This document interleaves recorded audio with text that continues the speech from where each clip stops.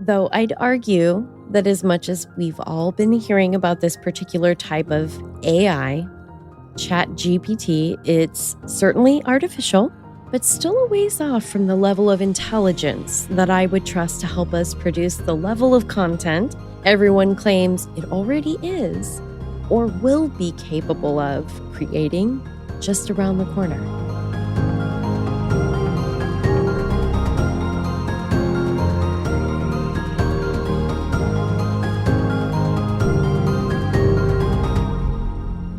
Hi, Cassie. Hi, Caitlin. Hi, creepy people. Hello. Well, that was weird. Did we do something out of order?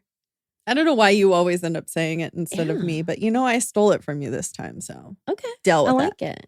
Well, we did receive a comment about the hello. You did. Yes. Apparently, there are people out there, whether they're listening on maybe a bus or sitting at their desk at work, and their worst fear is doing it right along with us and being caught red-handed? Tongued? How to spot a creepy person in public. Yeah. Hello. And you'll see in the tarot video here at the end, I'm wearing a t-shirt inspired by another thing that came up in our Patreon messages. Ooh, don't give it away. Oh, well, little Easter egg. Yeah, for the Patreon only. Wow, I feel like there's a lot of egg content and discussion and memes, and It's spring. it's all over the place. It's like Eastery, but then also we've got the eggflation situation. There's an eggflation? I did see a meme because the price of eggs has just been astronomical of late. Huh. It was around Valentine's Day. And it was a meme that says, don't buy her flowers. And it showed what was supposed to look like a fancily wrapped carton of eggs. Get her eggs. Get her eggs. Get her eggs. I mean, that's really offensive then that I just talked about my egg situation where the ghost threw my egg off the counter. I know. But I actually said that I ended up eating the egg anyway. So it really doesn't matter. I really don't know about that. And I really don't know about what's going on with me today, but I've got a couple of different sources of calm down juice. I've got my calm the fuck down juice. It literally comes in a jar that says calm because I've been super jittery and I'm very anxious. And earlier there was a requirement for an iron. And I said to Cassie, I'm going to hurt myself if I try to use this thing. I'm shaking over here. I'm just being real weird. Can you even imagine? I think the reason for all of this anxious, nervous, neurotic energy is that I've been researching technology. Oh. And in the midst of Mercury retrograde, you're researching technology? Holy shit, that did not even occur to me. I feel like we just figured out your problem. Wow. Okay. I don't need a doctor. I've been diagnosed. And this bitch is not well. Bitch, I am not well. Anywho, so I think that's what we're working with here. So right. We'll just get ready, everyone, for the weirdness. The weirdness. It's coming. It is coming. As indie podcasters, we love to show our support of other awesome shows. So stay tuned for the promo we've got to share with you this week. Let's show them some love. You can find their info in our show notes. Hello, Twisted Humans. Do you find yourself wanting to know more about the latest murder, conspiracy, cult, or haunting? Then this is the podcast for you. In 1952, there was a record high of UFOs reported. 1,500 sightings. There has been evidence of human sacrifice, devil worship, and it is haunted by more spirits than can be counted. A family of 2 adults and 2 kids reportedly saw a giant flying thing with glowing red eyes. And meanwhile, the family's nanny that helped Veronica to care for her and Lucian's children was found bludgeoned to death in the basement of their family home. I'm Alicia. And I'm Sierra, and this is Twisted and Uncorked. You guys, we're back. And don't worry, we did get more wine. Well, of course. Let me preface this episode by saying that you might hear some things in this episode that aren't true. What? I know. Okay. Are you going to be perfect. lying to us? No, not exactly. I don't like to be lied to, Caitlin. I know. Well, I'm not lying, and it's really not me doing it. And that's really more than I should have said on the topic. But that initial statement had the desired effect. So thank you. My little peanut gallery over there. You're welcome. That's what I'm here for. Excellent. Which, if you've listened to any of our previous episodes or other content, probably seems counterintuitive. Yeah. We generally try to keep things fact-based. Unless we're pulling a tricksy trick on each other. It's April Fools! I hope that our listeners know that while we're certainly not investigative journalists, which I think I've said probably almost as much as so. Yep. And we don't have a team of fact checkers and researchers. We do take what we do very seriously. We have fact checkers and researchers. Molly and Charlie. Those are the dogs, in case you guys don't know. The pod dogs. The pod dogs. So let me explain the aim. And I think in the end, this will all come together in a cohesive way that makes sense. Do you like how much confidence that, depending on how I read that, like the inflection? You're like, it should make sense. Again, she's Ron Burgundy. Depending on how I read that, that could sound really confident or the exact opposite. Yeah. Yeah. We'll let you guys decide. My intent is to really dig in and talk about a bunch of technology. Wow, that felt so gross. And how it's likely to impact us in a seemingly minuscule way, but also in a very real and impactful way. So again, with kind of the compare, contrast, very opposite, antithesis, paradoxical. You're like saying a lot of really big words at me right now, and I don't have a dictionary on hand. Okay. I'm very sorry.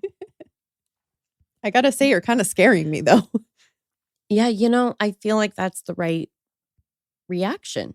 Like a you should be scared type of thing. I think that's kind of the takeaway with this one. Is the technology going to start murdering us? Is that why it's on haunts and homicides? Yeah. Oh boy. I mean, I can't say. I got to do technology hauntings next. I like that. Yeah. The first excerpt I'm going to read as part of this episode is relatively short, but you'll probably want to have listened to the Cal Coburn Brown case series. I know, gross. Cassie's making gross faces, as in her reaction is ew, gross. Yeah. Ew, but not like ew. Ew. Not ew, but like still ew. Guy. Yeah. Also ew, but no. If you haven't already listened to that case series, you'll probably want to go back and listen to that first, because it might not make sense if you haven't. Like none of this. Like the whole thing will be for naught. Okay. It shall be lost on ye. So we'll pause right here and let you go back and listen like real quick. Yeah, it's just a couple of hours. And then we'll be here when you get back and we'll just like pick it back up. Perfect. Okay, cool. 3, 2, 1. And even if you have listened to it, if it's not fresh enough in your memory, you may want to go back. Cannot really stress that enough here. I don't want it fresh in my memory, though. Yeah, I mean, really, no one does. Yeah. Yeah. Which actually reminds me, that's episodes 95 and 96. And while we're on the subject, a big thank you to Bob Ruff for having us on True Crime Binge to bullshit a bit back then. Oh, yeah. Not to talk about the case because, as we discussed, Bob was not particularly excited to talk about the case. Apparently, I went a little too dark. Yeah, it's pretty dark. If you found us through that guest spot, hopefully you already made your way through those episodes. We only have one quick announcement that I can think of before we dig in. Kassler, should we tell them? Let's tell them. Okay. Come see us at UFO Fest. Oh my God. UFO Fest. Oh my God, UFO. UFO Fest. We talked about this Oof-off. festival in like episode 9 or 10 when I covered UFOs. UFOs. Yeah. We talked about it. I'm so excited we get to go. Yeah. It's coming up in May in downtown McMinnville. Big city. Yeah. Yeah. We'll link to the event page in the show notes so you have all of the deets. It's going to be fun. Yes. I have outfit already picked out. Oh my God. She showed me all of this outfit and oh boy. Oh boy. I cannot wait for those shoes. Those shoes are literally extraterrestrial. Yeah, they are. Wow. Now, before I digress any further, or we're abducted by an intelligent and otherworldly entity. I wouldn't mind. Let's get into it. The title for this first excerpt is Cal Coburn Brown. Cal Coburn Brown was an American man who was executed in the state of Washington for the murder of Holly Washa in 1991. Brown had a history of violence towards women and had been convicted of rape in California in 1977. In 1991, he met Holly Washa, a woman he had been corresponding with through a personal ad in a magazine. Brown invited Washa to his apartment, where he brutally raped and murdered her. Brown was arrested and convicted of the murder in 1993. He was sentenced to death and spent over 18 years on death row before his execution by lethal injection on September 10th of 2010. Brown's case received significant media attention, particularly due to his long stay on death row and the controversial use of lethal injection as a method of execution.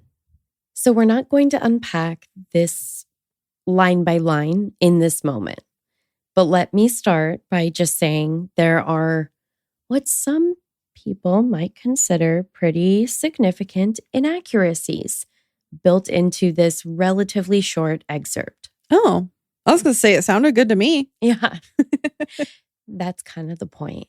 In the next one is where you might see some more that jump out as sort of raging red flags. Okay. Yeah. I don't know if I'm good at seeing those, but okay. That's a whole different topic. But again, if you don't know the case or aren't familiar with the details, probably nothing would stand out. Our next excerpt title is Tell Me a 10-Minute Story About Cal Coburn Brown. Cal Coburn Brown was a man who committed a heinous crime that shocked the community of Washington State and the nation as a whole. He was born on October 1st, 1953, in San Francisco, California, and grew up in the Seattle area. Brown had a difficult childhood with a father who was an alcoholic and a mother who was emotionally distant. As a young man, Brown struggled with addiction and was in and out of prison for drug-related offenses. However, in the mid-1990s, he seemed to turn his life around. He got a job as a truck driver, married his girlfriend, and bought a home in Burien, a suburb of Seattle. But on the night of May 24th, 1991, everything changed. Brown was driving home from a bar when he picked up a 21-year-old woman named Holly Washa, who was walking along the road. He took her back to his house, where he brutally raped and murdered her. He then went to work, as usual, the next day, leaving her body in his bedroom. When Washa's body was discovered, the police quickly zeroed in on Brown as a suspect. He was arrested, and during his trial, he claimed that the murder was a result of a blackout caused by mixing alcohol and prescription medication. However, the evidence against him was overwhelming, and he was found guilty of first-degree murder and sentenced to death. Brown spent 17 years on death row, during which time he became a cause célèbre. Oh, what? Célébré for anti-death penalty activists. His case was the subject of numerous appeals, and his execution was delayed multiple times. However, in September 2010, he finally exhausted all his appeals, and his execution date was set for September 10th. In the days leading up to his execution, Brown's case received widespread media attention. There were protests outside the Washington State Penitentiary in Walla Walla, where he was scheduled to be executed by lethal injection. Supporters of the death penalty argued that Brown deserved to die for his heinous crime, while opponents argued that the death penalty was cruel and inhumane. On the day of his execution, Brown ate his last meal, said goodbye to his family, and was led to the execution chamber. He was strapped to a gurney, and a team of technicians inserted IVs into his arms. He was asked if he had any last words, to which he replied, "I take full responsibility for what happened. I'm sorry." The lethal injection was administered, and Brown was pronounced dead at 12:56 a.m. on September 10th, 2010. His execution was the first in Washington state in nearly a decade, and it reignited the debate over the death penalty. In the years since Brown's execution, his case has continued to be a topic of discussion and debate. Some argue that his crime was so heinous that he deserved to die, while others maintain that the death penalty is never justified. Regardless of one's position on the death penalty, there can be no denying that Cal Coburn's story is a tragic one that has left a lasting impact on the community of Washington State and beyond. Now, this feels like a good time to tell you, if you hadn't guessed already, based on the title or other context clues, that these two excerpts were created by artificial intelligence. Oh, snap. Interesting, though I'd argue that as much as we've all been hearing about this particular type of AI, ChatGPT, it's certainly artificial, but still a ways off from the level of intelligence that I would trust to help us produce the level of content everyone claims it already is or will be capable of creating just around the corner. Not to shit on it. I'm not looking to piss off our robot overlords. Yeah, watch out. Because their violent overtaking of mankind could be imminent. And I don't have the kind of Skrilla, nor the desire to join one of Elon's future shuttles to Mars. Not that even that would necessarily ensure anyone's safety for myriad reasons. Yeah, AI can go anywhere. You're not going to hide. Yeah, AI in that scenario is it's a small sampling of the things that would be terrifying about that scenario. Yeah. But what I'm getting at here is that while I don't relish the thought of a day when true crime podcasters are replaced by all manner of machine learning and AI, I do feel that there's something to be said about the human ability to sift through information, to discern a variety of themes and facts and premises from a massive pile of information. Yeah. Yes. So much information. It's a lot of information. And again, I think maybe this would be a fun thing. Well, fun is debatable. I think it would be interesting to let people comb through those two excerpts and see how many different inconsistencies or inaccuracies can be sort of parsed out from them. Yeah, there was a couple that I noticed, and it's not fresh in my mind.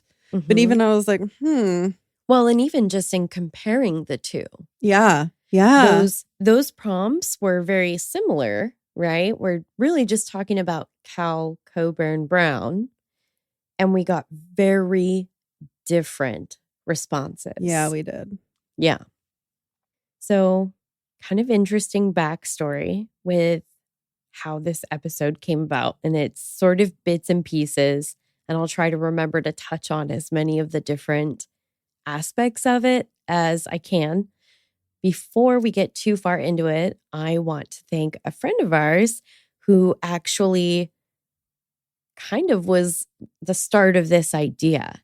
He was talking about Chat GPT and talking about how, man, there's so much technology out there. And have you guys thought about different ways that you could use AI to kind of help you in producing content? And I said, oh, that's interesting. That's an interesting idea. And he was actually in real time showing me this. Oh. Going into Chat GPT and kind of saying, oh, well, what's something you guys have talked about recently? And he started reading through the excerpt that it put together. And I said, okay, well, herein lies the problem. Not to be a nitpicker, but half of that information is actually incorrect. It's factually inaccurate. I mean, be a nitpicker. Yeah, I think this is one of those times. Yeah. What I learned from Greg Brockman's TED Talk on this subject was incredibly interesting. I went full nerd. Good. As you should. Right? He demonstrated for a live audience in real time, no pressure. Yeah, no pressure. Some of the really mind-blowing capabilities of artificial intelligence, and specifically OpenAI and ChatGPT. But he also explained in more detail than I would be prepared to in this setting, or ever in any setting, how some of the machine learning or artificial intelligence occurs, how that learning specifically occurs. What do we want these AI programs and tools to do when we ask it high-level questions or supply it with some type of a request? How do we teach AI to use tools like Twitter or really anything else under the sun? Like a hammer? No. He said that Alan Turing posited that we don't program those answers. We teach it. And by it, I mean the AI.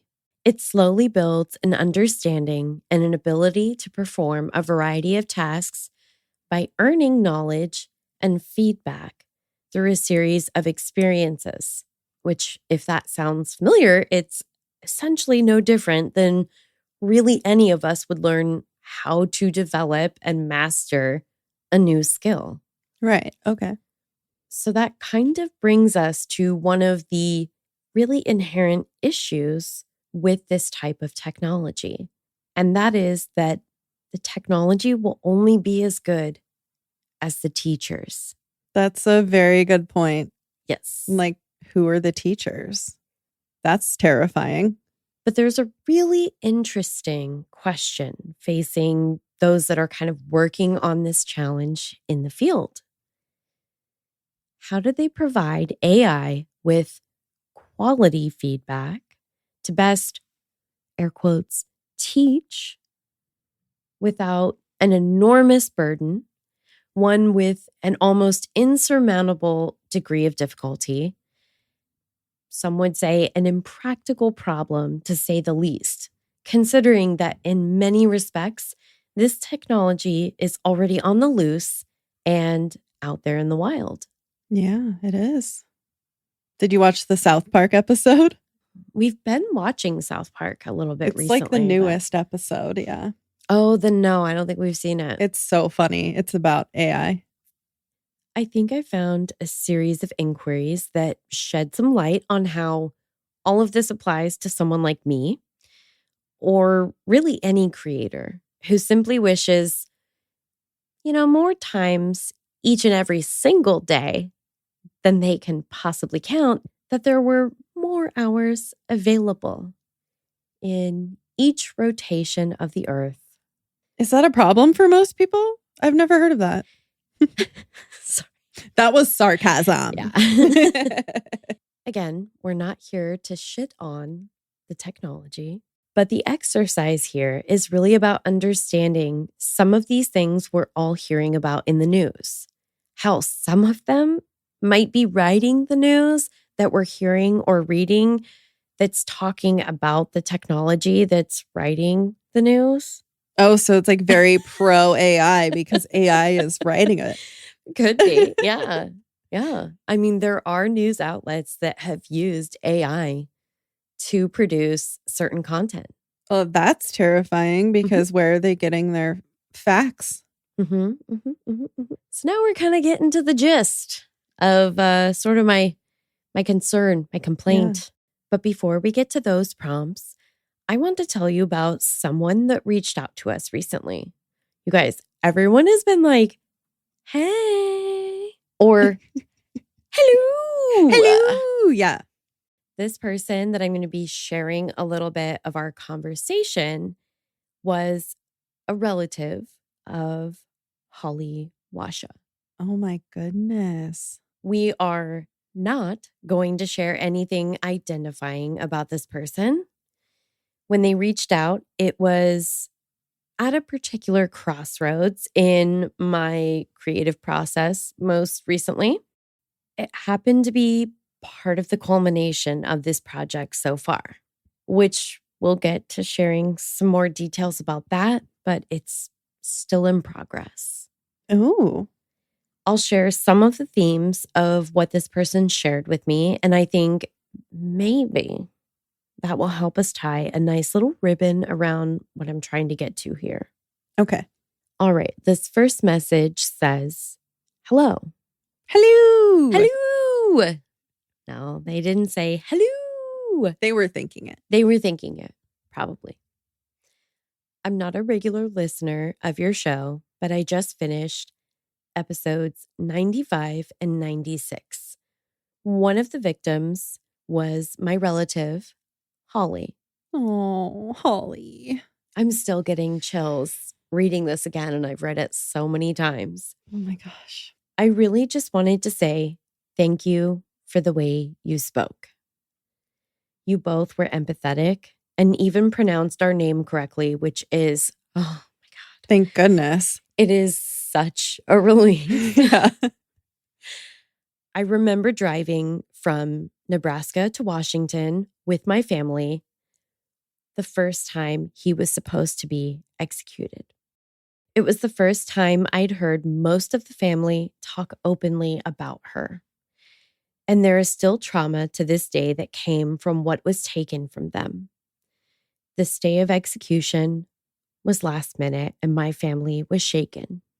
I'm not crying, you're crying. Oh, I know. I'm kind of remembering talking about this part in the episode too. It was so hard. Anyway, I hope you ladies have a good day and thank you again for the respect you showed while sharing this. Okay, now for the extremely articulate response from AI? No, thank God. No, this is my reply to Holly's relative. The much smarter than AI response. Debatable. Oh my God, my heart skipped a beat. It's happened probably a dozen times, but when I hear from families, I really hope that they feel like we've told the story well. Her story was one of the hardest to cover, particularly recently, so it means a lot to hear from you. I'm so sorry for what you all went through. And this day must have felt like a second gut punch. I don't often clamor for execution, but that one didn't leave me with hard feelings whatsoever. Nope. Day made before 6 a.m. So again, thank you. I hope your family has found some semblance of peace. No. Their reply, I understand. In principle, I don't like the death penalty, but I can't shed a tear for the monster. Thankfully, there is some. Have a good day. And just circling back, because I did have to read that one a couple of times. Not that they were referring to that there were some monsters, Right. Yeah. because that would seem odd. There are a lot. Yeah. Final reply. That's a great way to put it. I feel the same. Thanks again, and hope you have a good one too. Now, if you thought that I was dangerously close to crying just now, I will refer you to my previous statement about the fact that you are actually crying. I don't think that I have to really explain why this particular conversation had such a powerful impact on me. Do I? Do I have to explain No, that? I don't Okay. think so. I hope that it's as clear to all of you listening as I might imagine. But as I went down this road exploring and researching for this episode, it's not the only thing that left a lasting impression on me. For that, I need to read a couple of excerpts from my Chat GPT thread. Ooh, more Mhm. AI. Yeah. The first prompt is, what happened to Holly Washa? I'm sorry, but I am not aware of any public figure or notable person by the name of Holly Washa. Can you provide more context or information about who she is or what happened? Robot voice. Okay. Wasn't that your job, AI? With more information, I might be able to assist you better. Okay. Second prompt. Holly Washa from Washington State. I'm sorry, but I do not have any information on a public figure or notable person by the name of Holly Washa from Washington State. Okay. So still not getting anywhere. It is possible that she is a private individual or does not have a significant online presence. Without additional information, I am unable to provide any further insights. All right, so third time's the charm. That's a well-established principle. Right. Or is it? What happened in the abduction/murder case of Holly Washa? I'm sorry, but I do not have any information on an abduction/murder case involving a person named Holly Washa. I also couldn't find any information on this case through my database or online searches. It is possible that this case is not widely reported or has not been made public. However, it is important to note that discussing or sharing information about an ongoing investigation or a victim's personal details could be harmful and insensitive to the individuals involved. It is best to respect their privacy and wait for official updates from law enforcement agencies or authorized media outlets. Oh, how very responsible of you, AI. I have to say, I was notably surprised. And I would say overall pleasantly so by that last bit. Yeah. Except for the fact that it's not ongoing. I mean, so not ongoing that we've already executed the man over a decade ago. Yeah. And they seem to know about the person who murdered her, but not her. Mm-hmm. Which is sort of one of those age-old true crime, sort of an evergreen topic. Yeah, it is. How, in many cases, it's really, in a way, can be very glamorizing of these monsters. Yes. Trash heaps full of hot liquid garbage juice. I cannot state this enough, it seems today. But I'm actively not trying to shit on Chat GPT or any other type of technology in any way. But what I'm trying to get at is a conversation about how these things may change how we pave the way forward in so many distinct, different, and challenging fields of study and creation. There's at least one other aspect of technology that I want to broach as part of a case series for you all here. Ooh. That's so far of a completely indeterminate length and or number. So, okay. I really want to hear about the types of technology that you're all interested in. If there are other hot topics that I haven't thought of yet, which is entirely likely, I want to explore the legal and practical implications of their introduction to various facets of society, the impact for creators, as well as those consuming any type of content that may be impacted. Right. Does that make sense? Yeah. I'm very interested in the legal aspect of the AI. Yeah, I think there are some really interesting legal implications to explore. Right. Because we were talking about it earlier. Like, how do you copyright artificial intelligence? Like, can you? Yeah. Or not even copywriting the intelligence itself, but more like the creation that's produced by it. Or like citing it or like. Yeah. Yeah. Yeah. The technical and sort of these pragmatic aspects of like the ethical aspects of it. Like, right. Is it ethical to plagiarize artificial intelligence without citing it? Right.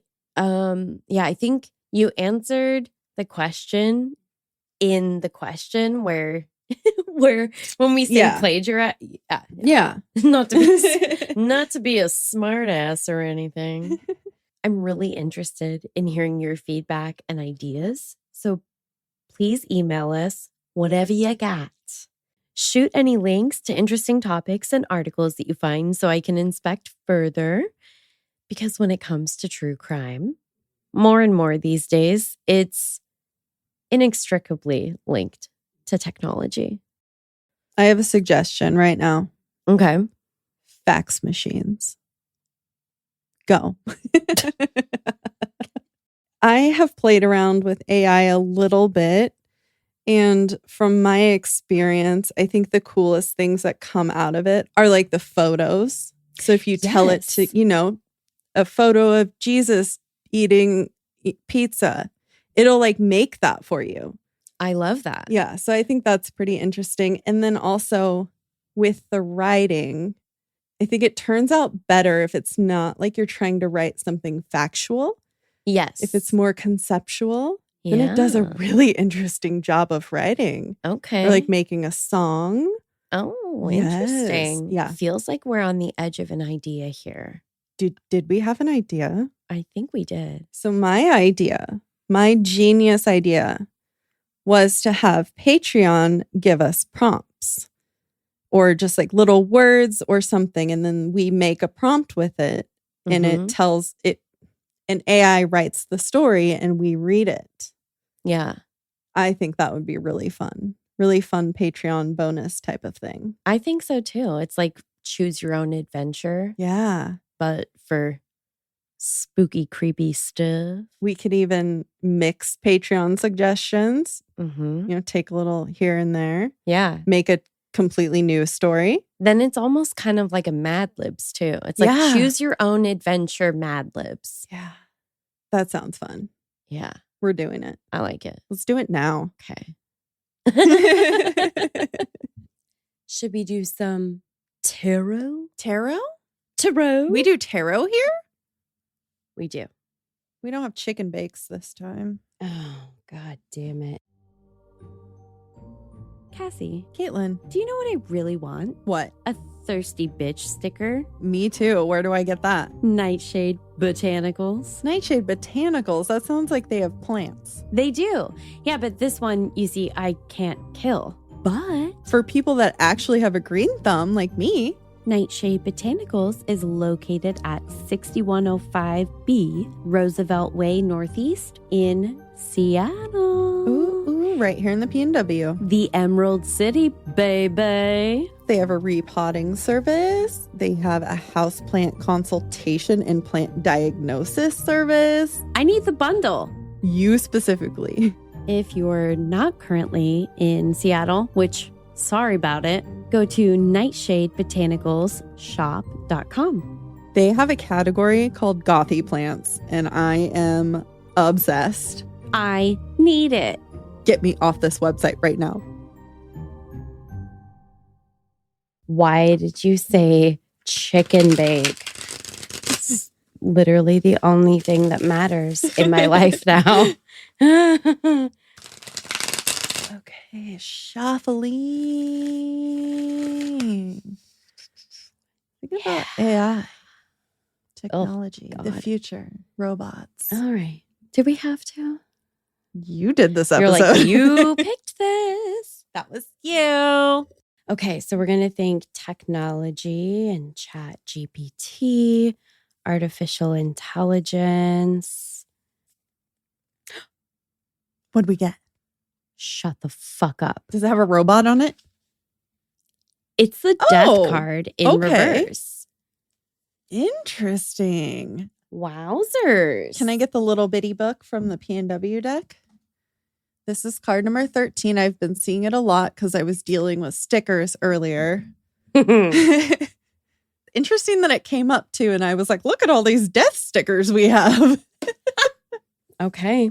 Keywords are transformation, metamorphosis, an ending, sacrifice, loss, and rebirth. Mine has an extra one that says upheaval. Wow. And the lights really just changed intensity with that turn of phrase. AI runs our lighting system. Oh, boy. The death card tends to frighten people when it comes up in a reading. But although it looks scary, it symbolizes a transformation at work. It really predicts physical death, although it may reference a death or loss that has led to a transformation for you. You said rarely, right? Mhm. Okay, because it kind of sounded like you said it really predicts death. Oh. And I was like, but that's the opposite of Yeah. everything I've ever heard. And I was like, oh, I think she said rarely. Yeah. Sorry. Some decks picture a grim reaper, skeleton with a scythe, grinning toothily, and wearing a black hooded robe. The Rider-Waite-Smith deck shows a skeleton in black armor riding a white charger. It's a horse, suggesting the ongoing cycles of life and death. Other decks show desolate landscapes, severed body parts lying around, or other disturbing imagery, but you shouldn't take this literally. Remember, the tarot is jam-packed with symbols that can only be understood metaphorically. Okay, so there is an extra excerpt. There's two. The number of death. The death's card number. Oh, the death card's number. Excuse me. 13 has all sorts of symbolism attached to it. Some people link it with the 13 men at the Last Supper. 13 also corresponds to the number of lunar months in a cycle and the transformation from a lunar calendar and the decline of matriarchal societies.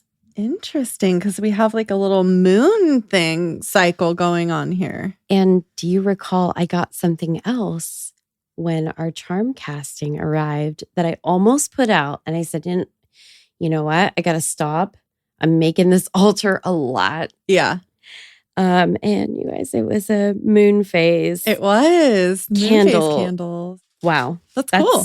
Okay. And transformation from the lunar calendar to a solar calendar and the ascension of patriarchal societies. So, yeah. Boo. Yeah. Does the patriarchy run the AI? Dude, tech bros. Am I right? Okay, our second extra excerpt before we get into the reverse interpretation. There's so many excerpts. I know. I said that wrong. Excerpts. It's like I've had wine today. Something like that. The goddess has led the fool to his death, because only through his spiritual death can he be renewed and come to rebirth. She has asked him to sacrifice his image of himself to find his true self. The old self must be left behind or die before a spiritual rebirth can take place. The frightening Kaliak or crone is really the wise old woman who guides him. She is the keeper of the mysteries. Women, am I right? I know. Hysterical. All right, reversed. When this card appears reversed, it suggests you're putting off making necessary changes, usually out of fear. You're stuck in old habit patterns you know need to be revised, but you don't want to put forth the effort to alter them, even though you're unhappy with the current situation. The way out is to face up to your stagnation, frustration, and unhappiness. Throw out the old and ring in the new. My gosh, I think I have to read all three interpretations to kind of see if we get anything else from this. I'm cool with that.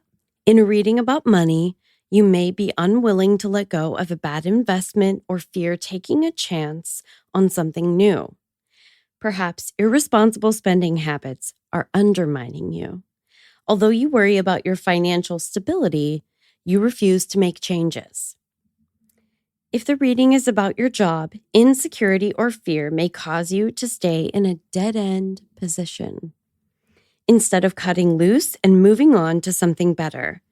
In some cases, this card may symbolize a job that involves death, such as hospice, the funeral business, or estate planning. Interesting. In a reading about love, you know your relationship needs work, but resist making the necessary adjustments. As a result, you experience boredom, lethargy, or sadness. Sometimes this card indicates you're stuck in grieving the end of a relationship, unwilling to move on. Interesting. How's that little book treating you over there? So first, before I read this, because it's short, so I'm just going to read it, so I haven't looked at it yet. Okay. But I'm getting the vibe. Obviously, change. Like the technology is going to be a big change. Yeah. And I think the reversed interpretation is like, what did it say? Like you're resisting change or something like that. So I feel like that's kind of Caitlin resisting the change to the AI now. But I think since we have to teach this thing, we need to really pay attention to what we're teaching it. It specifically says, but you don't want to put forth the effort to alter those old habit patterns. Yeah. We don't want to teach the AI the patriarchy, all of the shit that our society is now, all of the racist stuff. Like, it's got to be new. It's got to be fresh, non-biased.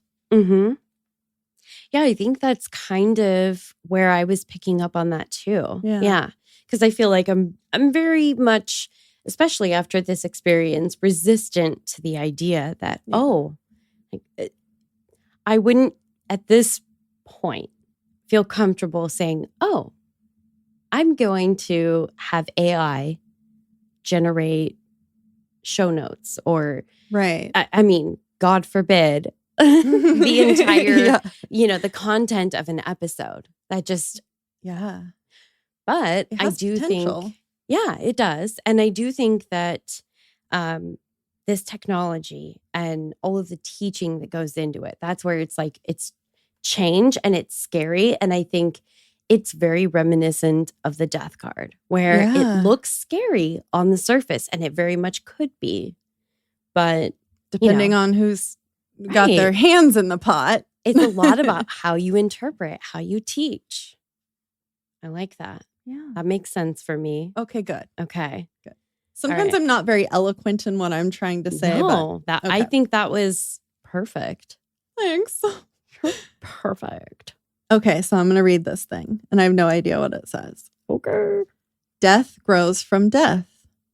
Decaying leaves, animal matter, and microorganisms mix in the fertile loam. Is loam a word? L-O-A-M? The fertile, soil type of thing? I'm not sure in this context. I'll have to look at that. Anyway, you guys get the gist. Yeah. Spores take hold and bond with oaken roots below. Bone-white towers stretch upward. Nurtured by death, they now contain it. One bite is a death sentence, like the poisonous mushrooms. Delicate canopies spread, reaching outward as though seeking embrace. New spores scatter on the wind. Life also grows from death. You know what's really interesting about this is there's something that I sort of was picking up as a theme, technology and true crime and sort of the business of death. It's sort of, and I think I say it here at the end of the episode, that it's almost inextricably linked in a lot of ways in a modern society.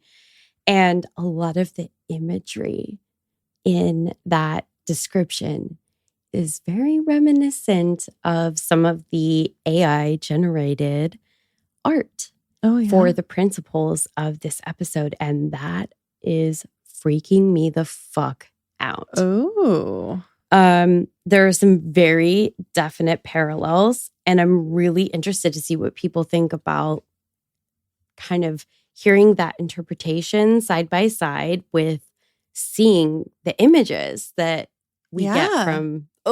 I'm excited. That is also a Western North American destroying angel, is what that mushroom is called. Wow. Yeah.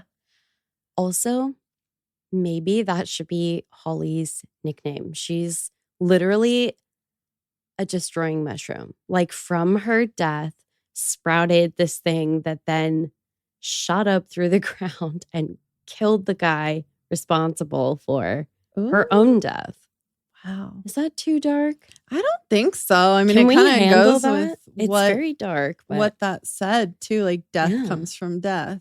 Life comes from death. Yeah, it's those, ongoing cycles of life and death and kind of how, oh boy. Also goes back to the Soul Therapist bonus. If you guys haven't listened to that yet, it's really good. We talk a lot about death and the fear of death and all of that. So, oh my goodness. There's like a major theme running through our Haunts and Homicides show.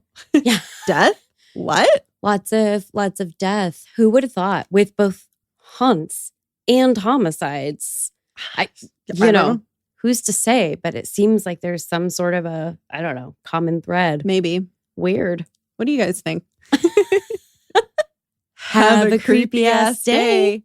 See you next Tuesday. Be careful what mushrooms you eat. This might be a warning for somebody. Yeah. Be careful. Woof.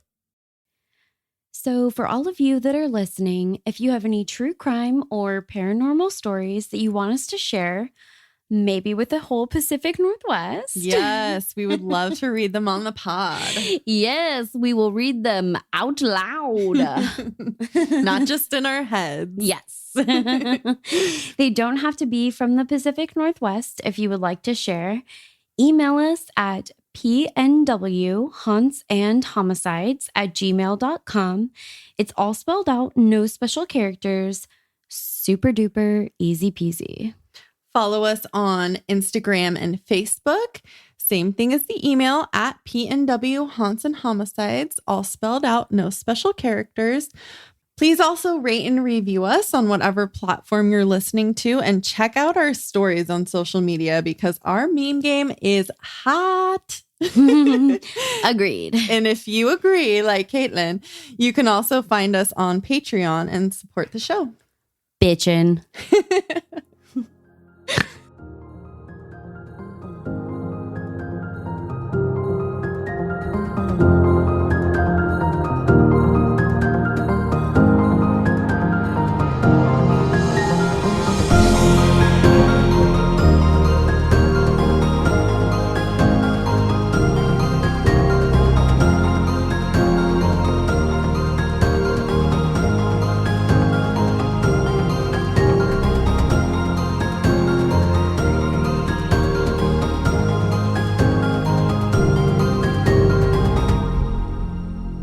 That made sense. Did it make sense? Yeah. I'm fully convinced that a lot of times I don't make sense.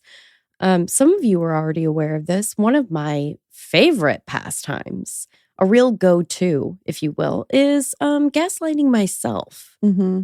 Because why should everybody else get to have all the fun? Exactly. Yep. If you're a frequent PNW Haunts and Homicides listener, you probably already know we're Birdie ambassadors. We wanted to take a quick moment to tell you a little bit more about this awesome product. Birdie is the modern personal safety alarm made for women by women. In a situation where you feel threatened or unsafe, you can simply activate Birdie's loud siren and flashing light to create a diversion. Birdie is perfect to carry anytime because the device is lightweight and comes in a variety of colors. So important. Use our ambassador link and coupon code PNW Haunts and Homicides to receive 10% off your purchase. Like our social media handles, the coupon code is all spelled out, no special characters. You can find the link and promo code in our show notes or PNW Haunts and Homicides link tree. Have a safe ass day.